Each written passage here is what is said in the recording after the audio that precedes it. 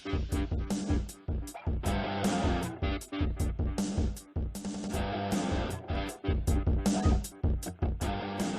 is going on, everybody? Welcome to the Restoration Rundown Podcast, the podcast that's dedicated to you, the restoration business owner. My name is Ben, your host, and I'm the CEO of Ironclad Restoration Marketing, where I help restoration business owners across the United States get more sales by getting their internet marketing right. Now, if you're listening to this, there's a good chance that you may own a business, and in that, the entrepreneurship journey, there are a lot of ups and downs. Sometimes there's more downs than ups, but that makes it all the more special when you do break through and become a successful business.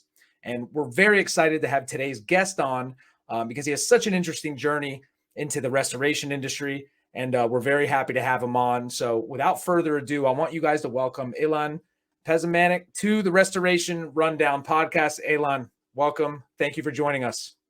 Hi, Ben. Good to see you. Good to see you too. So I mentioned before when we were introducing you that you do have such an interesting journey, an interesting background. It's not every day somebody gets to make such a major pivot as you did, going from the retail industry into what you're doing today, making a very large name for yourself in the industry. So I'd love you to walk us a little bit through where you come from, a little bit about your background, and tell me a little bit more about Born to Repair. So I was born in Atlanta, but I was raised in Israel. And I spent 22 years in Israel before I moved to live in the States. Here I opened a retail business in the shopping malls. I used to own kiosks together with my wife. That worked for 14 years until suddenly it didn't. So then I had to find myself all over again. I was already close to 40 with no education, and my business was closed down. By accident I found myself in a surf pro. So I taught myself how to repair their equipment, and I saw potential in having this as a business. So then that's how basically I got into my business. So your business is Born to Repair, and it's kind of funny because I look at things and try to be figurative and literal sometimes. And we all know you've owned businesses. You're a very good business person by all intents and purposes. But there is a little death and a pivot that has to happen sometimes in business. And I find it very interesting that you go from the retail world, having all these kiosks in shopping malls. And with the birth of Amazon, the internet, obviously you had to make a major pivot in your life. You mentioned no education, but I know that, looking at your background a little bit, you do have some experience as an electrician's apprentice. So is that what really got you involved? And, how did you decide to make that pivot from business owner, having multiple kiosks in these malls to now where you're at with Born to Repair, repairing equipment for restoration contractors and educating restoration businesses and manufacturers on how to repair that equipment themselves? So yes, of course. As a child, I worked as an electrician's assistant in a community that is kind of far from the city. So electricians basically do their everything. They also do the appliance repair and also telephone line repairs and also HVAC installation. So wow.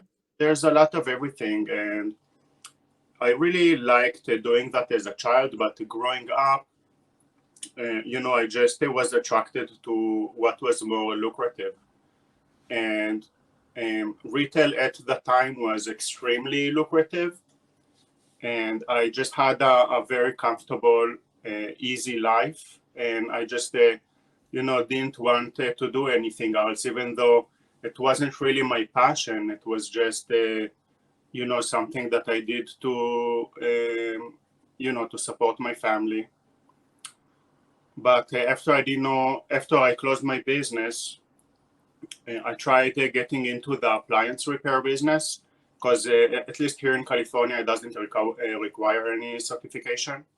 So my friend also had kiosks. He also transferred into the appliance business.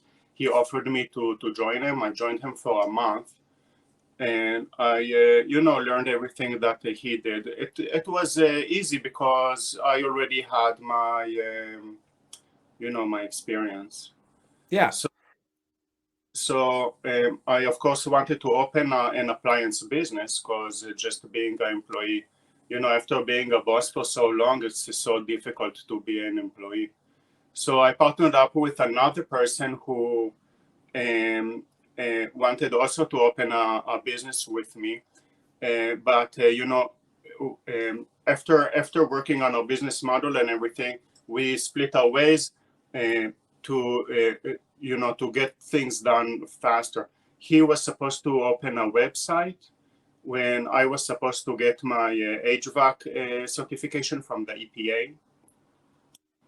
I did my thing. He took a little too long. My wife was really upset that I'm, sitting around the house. So she wanted me out of the house. So I started working as a temp at ServPro. The boss, he saw on my application that I repair appliances. He took me to the warehouse to where the broken pile was. Showed me, asked me if I can do something about that. So I taught myself how to repair the stuff. I was there for only like 2 months, but he showed me the estimate from the company who used to repair for him, and it was extremely high. Yeah. And I felt like being paid as much as I did as a temp in a ServPro was just not equal to the value that I bring. Right. So basically, I told them, look, I want you to triple my salary, or I'm going to all of your competition, and I'm going to repair for them too. All right, that's one way to do it. That's pretty interesting. So you saw that there was a need, and being a businessman, going from a business owner to an employee is not an easy thing. I've been there, and I've also spent a lot of time as an employee, which made me not want to ever go back and do that. So I do own multiple businesses myself, so I definitely can appreciate that. And it is actually inspirational that you got to do that. Some people just lay down and roll over and die when something like that happens, when you pour yourself into something for 14 years and it goes out the window. To be honest, so here you are at ServPro telling your boss, give me some more money or I'm going out there and I'm going to do this myself and I'm going to take over, which you seemingly are doing so far. And I know that it's not always easy to first start a business, right? Then have the information and the tools and the knowledge to actually facilitate and provide a good service or a product.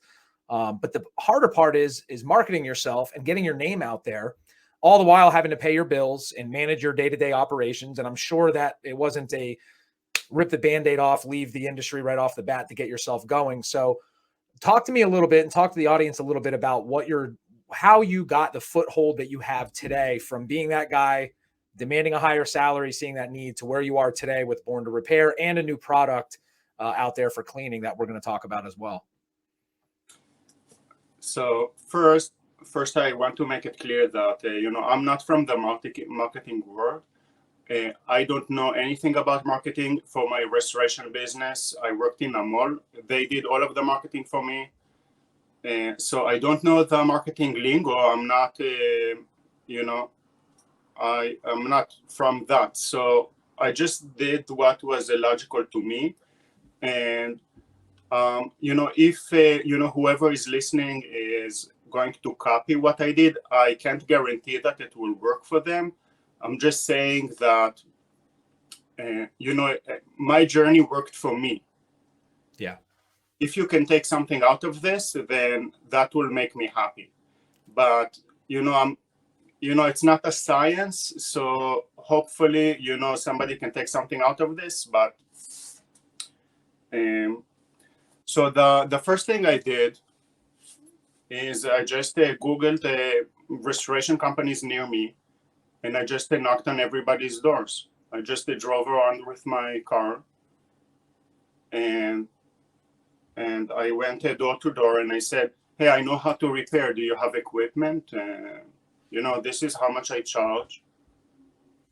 And some some companies they decided to give me a chance, and that was how I began, with my business. That's how I got my first clients. All of those clients I still serve, and I'm really grateful about people giving me a chance. Yeah. So your boots on the ground, starting out, knocking on doors, which is what, my little marketing background, that's step one in any business is knocking on doors or joining, business networking groups and things like that. And it's really nice to hear that that's the way you did it. That shows that, again, that lends more to your entrepreneurial spirit, and I guess why you're successful where you're at today. Also, with my accent, it's not really easy to make telephone calls. Your accent too. Let me talk about that. So you must be from New Jersey, right? That's where the accent is. Yes, I have a southern accent because I was. I was going to say Alabama or New Jersey. It's one of those two. Yes, when I call people, they are not really, in a hurry to help me. You know what I mean? Sure. Yeah. No, I can understand that for sure. Which is, again, another challenge that you overcame, which I guess the theme of your whole entire journey is just overcoming these hurdles that are just getting thrown in your way. But each person with their own. So that was Right. mine. So I already know because, I worked for a company who used to do sales over the phone for like a month. Mm-hmm. And I used to sit in the Empire State Building and calling people. It was the company that, I've fallen and I can't get up. Do you know that company? Life Alert. Yes. Best commercial of the 80s, I think, ever, or the most iconic, or one of the most iconic. And I'm like, hey, I'm calling from Life Alert. Here's some info. And they're like, where are you from? I'm like, oh, I'm in the Empire State Building right now. Nobody believed. Nobody. Biloxi, Mississippi. I lasted a month doing that. It was Yeah. very difficult. I made $400. Yeah, those phone sales are tough. And again, with an entrepreneur site, that's, it's you got the experience, but I'm sure you heard a lot of no's and a lot of slam doors in your faces. That happens for everybody. Cold calling is one of the toughest things you can do out there, but it's an important part of the business and growing it. It's funny that you call people and they complain that they don't have money because the immigrants took all of the jobs.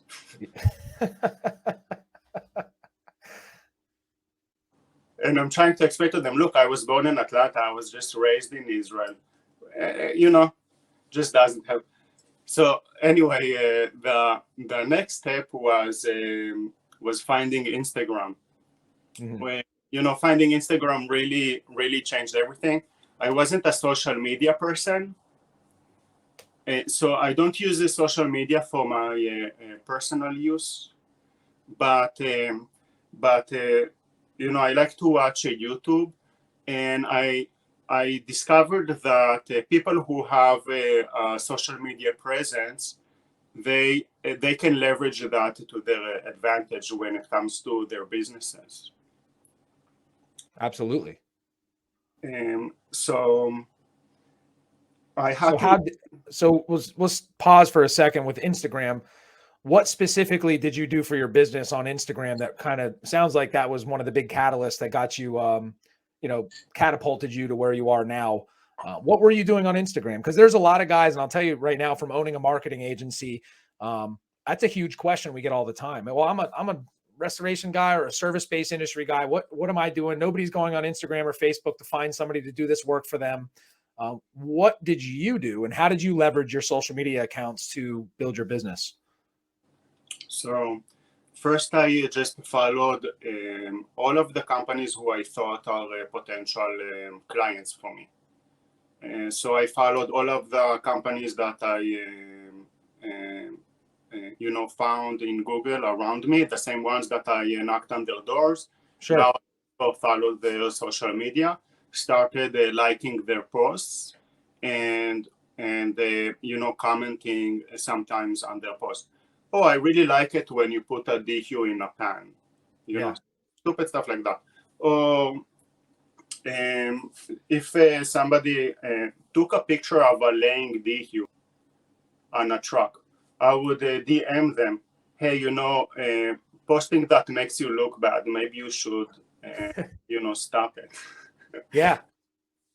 Some stuff that are just basic and stupid, It's and I know you say stupid and basic, but honestly, that's the key. From an outbound marketing perspective, it's what everybody should be doing. If you want B2B work, and just to recap, you're going on, you're following people that you want to target as clients that are in the industry, you're engaging with them, and you're presenting problems that they may be facing that you're seeing based off of your experience through a DM. So you're personalizing your marketing experience and they're getting to know you versus, continuously knocking on their door and calling their phones until they block your phone number. You're engaging with them on multiple channels. And that's one of the things we preach here is this omni-channel approach, right? If you're limiting yourself just knocking on doors or picking up the phone, but now you're engaging with them on a more passive platform and you're getting to know them through their business and offering some sort of value versus just asking for a sale. Hey, here's a flyer, call us if you need us. They're never going to remember you that way. So you're almost in a sense forcing them to remember Born to Repair. And that's how we met. That's how we connected for everybody out there.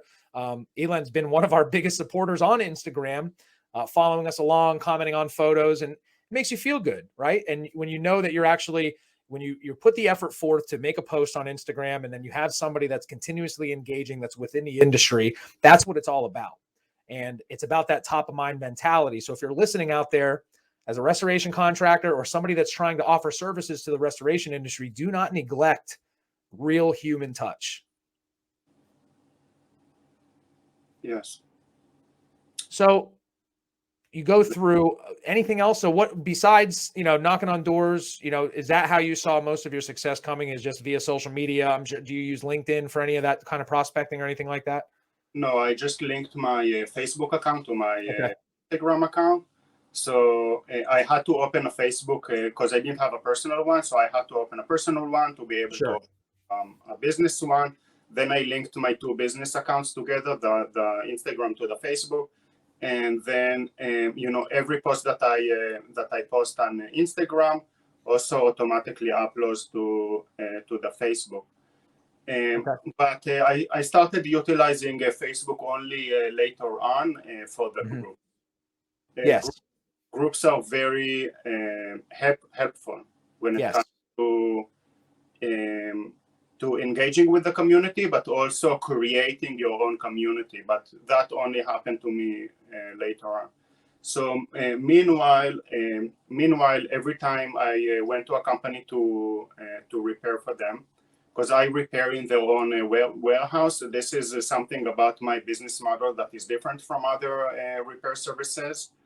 And this is also something that, that I needed to communicate to people, because bringing something new to the table, you also have to explain it in a way that the people will understand.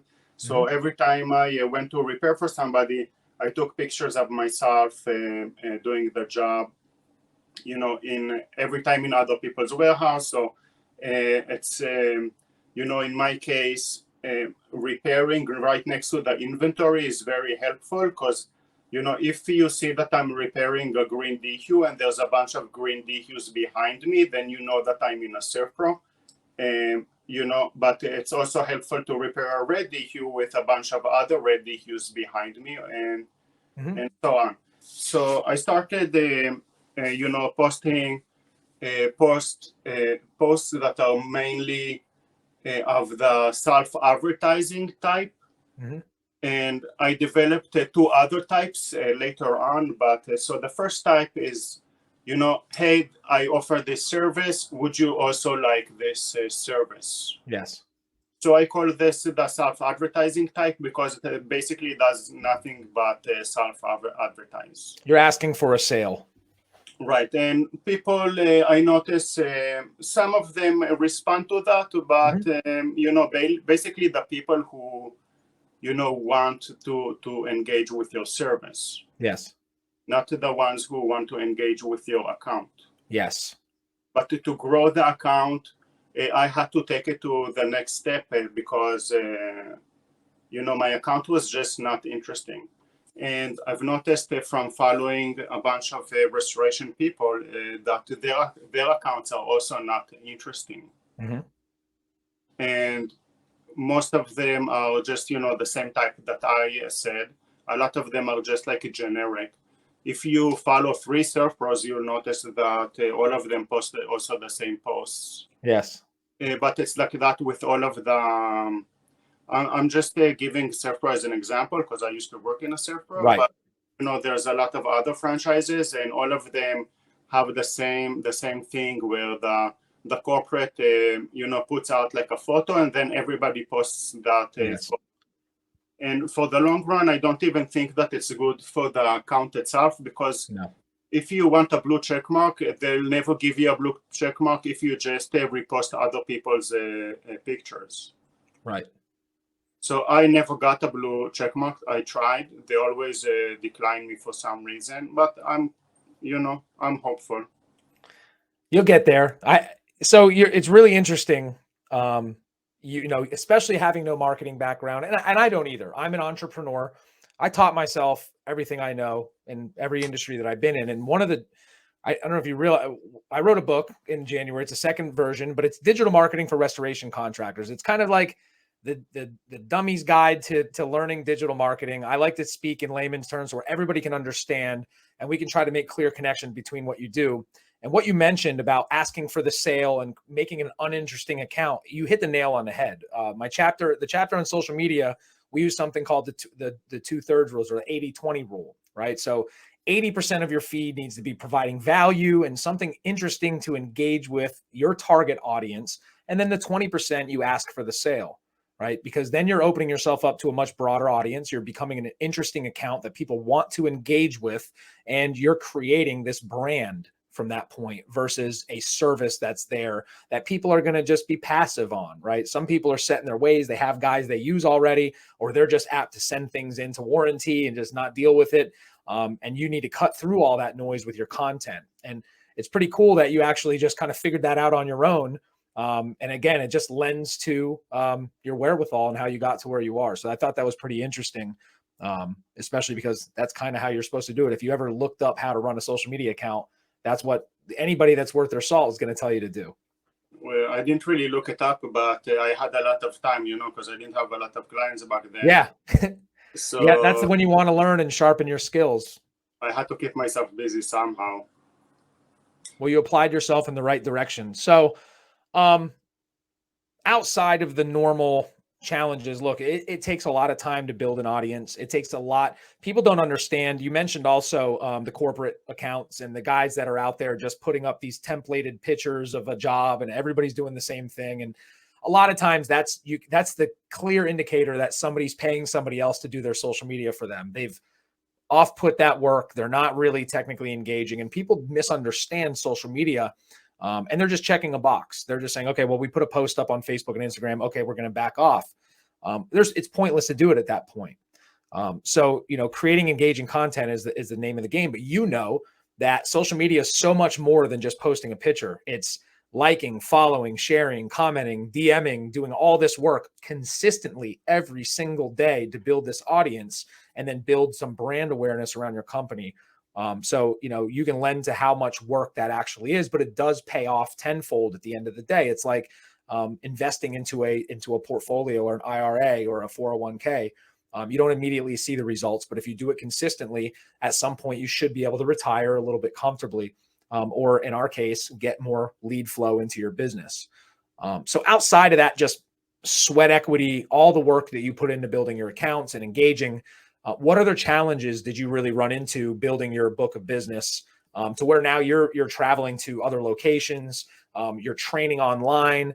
I listened to a podcast you did with CNR Magazine with Michelle that you sent me over, and I thought that was pretty cool that you're actually doing Zoom classes and all this stuff.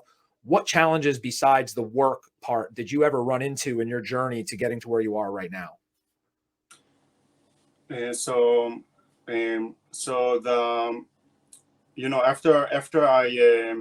after I discovered that my account isn't interesting, I had to change it to something that the people would like to engage with it. That basically that took me to the next level when it comes to to getting in touch with manufacturers and being on a podcast. That's how John Isaacson discovered my account, asked me to be on his podcast. That was the first one that I did. I didn't even know that there were podcasts for the industry. And you have his books in the background, I see too. Where are you going to get the new one? So I basically, yes. Well, these books are not really for me because they don't really help me in any way. But I think John is doing a great job, and I just hope that he will continue to do what he does. Yeah, he's awesome. I've learned a lot from him and his podcasts and his books. We've had him on as a guest here before. And that's the name of the game. You say the books don't apply directly to you. They don't to me either. I don't run a restoration business. I run a marketing business, but learning the industry, where they struggle, their pain points, what makes them tick, ultimately is going to help you serve them better. And in your case, it may be providing better, more engaging content, what people that you're trying to target are going to find interesting, correct? Yes. Okay. So one day I was working under lost you for a second. You back? Yes. So one day I was working under a Revolution, and because it has a screws on the bottom that you have to open, to unscrew to be able to open the DHU, and it was very difficult to unscrew them. But I thought, as I'm working, I thought to myself, oh, this would be a great joke for my social media to screw the bottom of the DHU.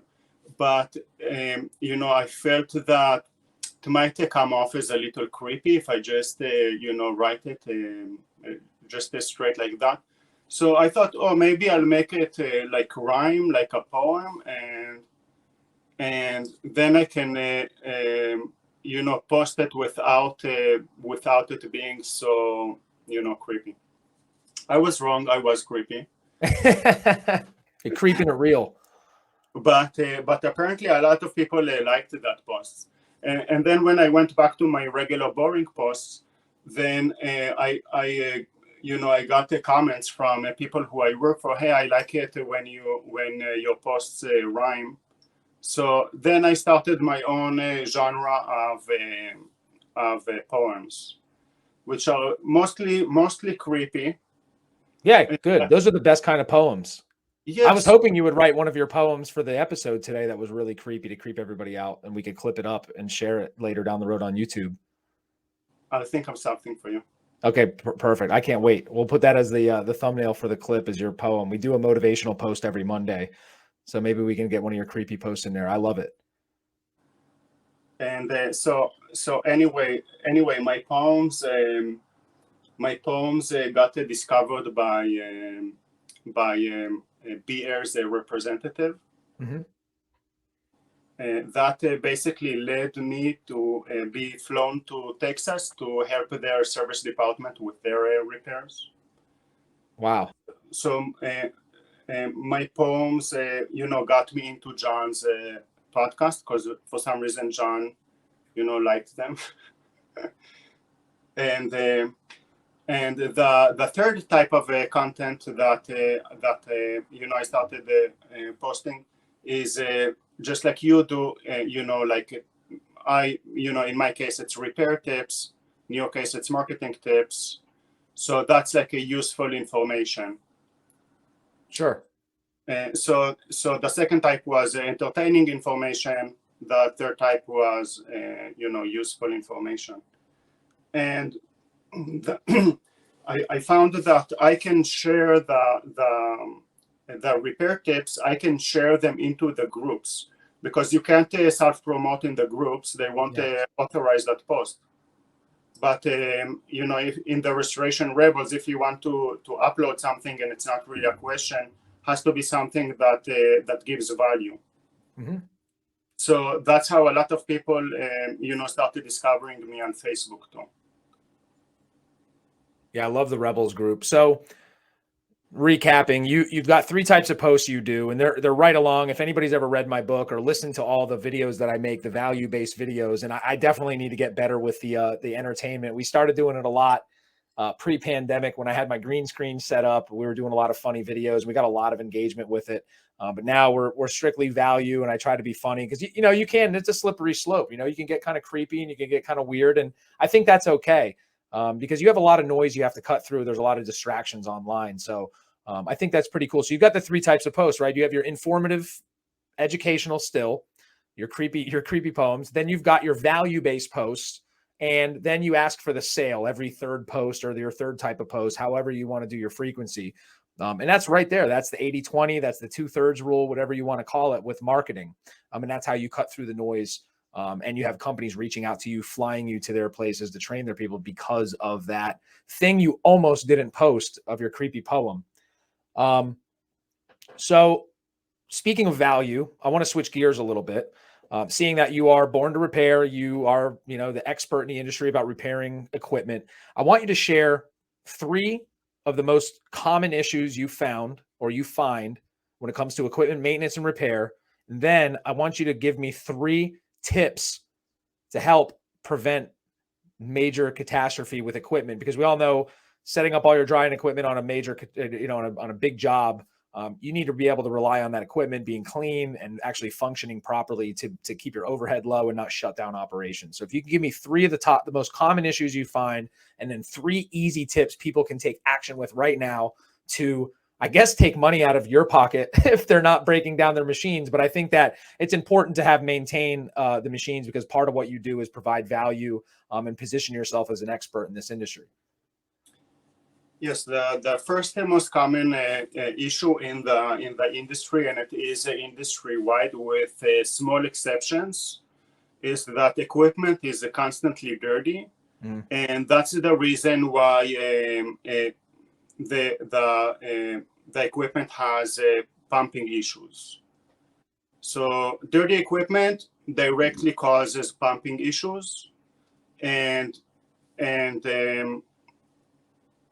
people don't realize that, So to keep your equipment clean, I recommend, first of all, the most obvious thing, when performing a demo, take the equipment outside of the containment or the room where the demo is being performed, and let the dust settle, and then only reintroduce the equipment after the demo. Because then all of the nails, they just clog the pumps, and all of the dust and the chips or whatever. Sure. And another thing you can do is when when you're already done with the demo and you're ready to put all the bags in the truck, don't put the garbage bags on top of the equipment, because that's the standard in the industry. Put in the equipment, put the garbage on top of the equipment. Yeah, you got to hold down the equipment from blowing out of your truck or your van, right? Right, because you don't want it to jump around. And you don't want to tie the garbage bags closed either, just in case somebody tries to steal your equipment. They just spill garbage everywhere. Yes, tying is a waste of time. Yeah, and time is money until your equipment breaks down and you can't make any money, right? And then you pay me, then I make money. All right. Hey, we'll cut that part out so where we don't tell them these tips. Maybe we'll save it. So the top two. So yeah, everybody, look, when you're demoing work, don't have your equipment in there running when you've got drywall dust or whatever the case may be, mold, whatever. You're just, making your equipment work double time, making it dirty. So the most common thing you have that's breaking machines down that you find is just dirty equipment that's not well maintained and taken care of. The next thing is use the right filters. If you have the right filters, then dirt will not go into the equipment. It will not cause the problem. Okay, the next problem is that people don't read the manuals of the equipment. I recommend, if you have a model, any model of anything, read the manual for that model. Of course, all the manuals say don't lay down your equipment. That's the most obvious thing. I get so many DQs that are supposedly broken because they are leaking, but I can't find a leak. So when this happens, I know definitely the DQ was laying down, because if you lay down the DQ, it will leak, but it is not because the DQ is broken. But for me, it means that I have to check all of the tubing, all of the connections, and I have to check the pump to make sure nothing is leaking. And to me, it's good because I get paid by the hour. But for the business owner, it's not good. Sure. Other issues you can solve with the manual is the settings on the control panel. Yeah. Many times they just mess around with the control panel. They don't really know what they are doing, and the DQ stops doing its job just because the settings are not set right. So knowing how to use the control panel is very useful, and everybody has to know exactly what every button does. Yes. The person who doesn't know, he's the person who is messing everything up for everybody. Mm-hmm. Then you have to replace the DQ. They schlep a whole DQ to replace the other one, and then they schlep the other one back, and then they put it in the pile for me. So it's not on a job making money. Instead, it's waiting for me to come and repair it. Which once again, it's good for me. Yeah. So you're saying just all somebody has to do is read instructions, huh? That's a novel idea. Just read some instructions. It tells you what to do. It's, hey, a lot of men don't like to do that. I know a lot of women don't like to listen to instructions, and a lot of men don't like to listen to instructions. But guys, that's a really good tip you can take home with you. Just open up your manual on this very expensive equipment, and don't just think about how much the equipment costs and how much it costs to fix it. Think about how much it costs you to not have that equipment available when you need it. Yes, I know that this information is completely new. Nobody heard about it. This is breaking stuff. I don't even know what to say. I mean, my mind is blown. Read the instructions, yes. Read the manual, and you'll save yourself a lot of time. But unfortunately, Elan will be upset because he will be sitting around like the Maytag man on the old commercials where he has nobody calling him or anything like that. So again, we may cut this part out. We don't want to give away too much value, but make sure, guys, read the instructions. I mean, that's killer. Now back to you. You heard in the CNR interview that you have a new product. And I noticed that it was not in the background of the CNR interview, but now you've got some jugs with your logo, with the fist bumps, the water and fire. Tell me a little bit and tell the audience about your product and how they can get a hold of it. And don't forget my LEDs. Took me a long time to set this up. Did you do those yourself? Yeah. Did you read the manual or did you just did it on your own? I know you read the manual, right? No. Because you're not supposed to have the LEDs so close to that type of plastic if you read the manual. I'm joking. I don't know. I made the sign behind me with the LEDs in it too, and I didn't read anything.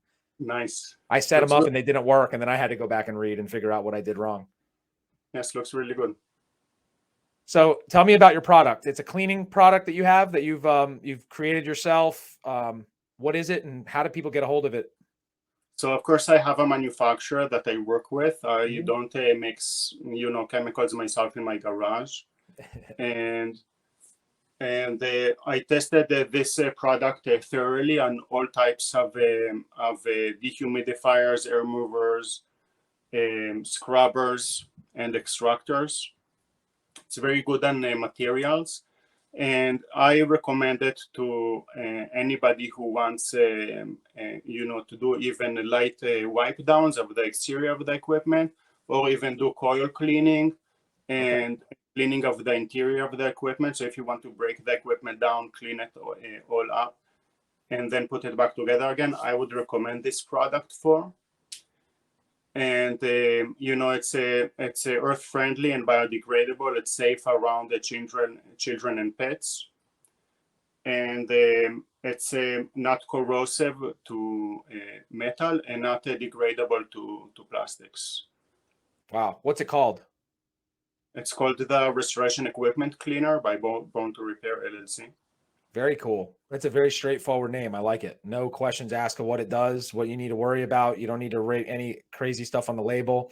How does anybody get this Restoration Equipment Cleaner by Born to Repair? How would any of our listeners, our 3 or 4 guys that might be listening to this, how would they get some of that if they needed to get it?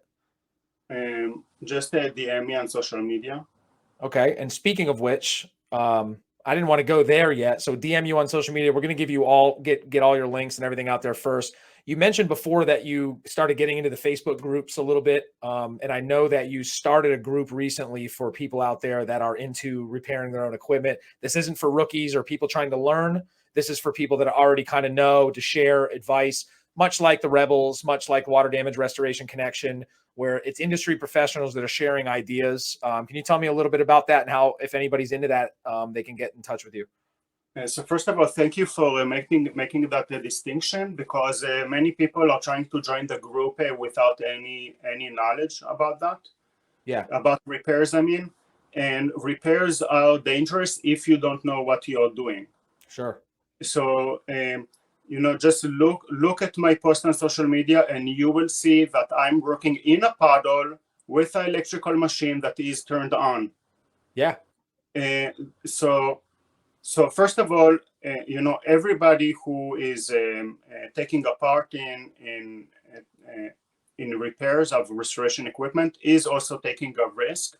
Yes. You have to be insured as well as knowledgeable, and you have to be aware that that you will definitely get shocked every once in a while. I hate being shocked. I stay right away from electrical work whenever I can avoid it. It's like my big thing. We grew up around fields with electric fences, and I guess the PTSD from getting dared to touch them, I just try to stay away from it. I use it a lot. I was trained in a country where the standard is 220 volts. Oh, that's nothing. That's only double 110. So, I got really hurt.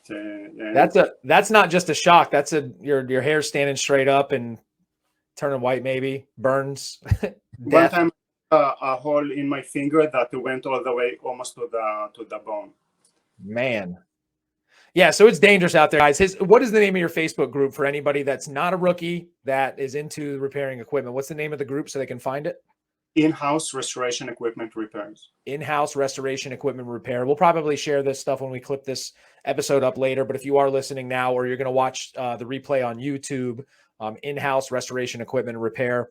Elan, it's been great having you on. I think we could go on for a while about everything that you have happening. But if anybody out there, I know you're based in San Diego and you serve the greater Southern California, you're in Southern Los Angeles a lot. You're also flying to different warehouses, so you have that availability. You're running Zoom classes and you're doing a lot of work. How would anybody, not only in California, get in touch with you? What's the best way to contact you? And I know it's probably social media via your company. How would somebody get in touch with you to get that thing happening? Exactly like you said, just DM me on social media. Born to Repair LLC on Instagram. That's how we met. And on Facebook as well. Elan, I wanted to thank you so much for coming on today and taking out time. I know you got a ton to do. Got a lot of equipment to repair. His chair is actually made out of old equipment that he had to part out. Everything in his house is actually made out of old restoration equipment. He told me beforehand. Yes. Even the LED light. Yes. Yeah. He's inside of a dehumidifier right now, coming live to you guys. Well, yeah, thank you so much for coming on. I'm going to get you a copy of my book out in the mail so you can put it up on your shelf for the next podcast interview that you do. And anyways, I wanted to thank you for coming on. Everybody, check him out. Born to Repair LLC, my friend and yours. He's going to repair all your equipment and repair holes in your fingers if you try to mess with 220 voltage. Thanks, Elan. Thank you so much, Ben.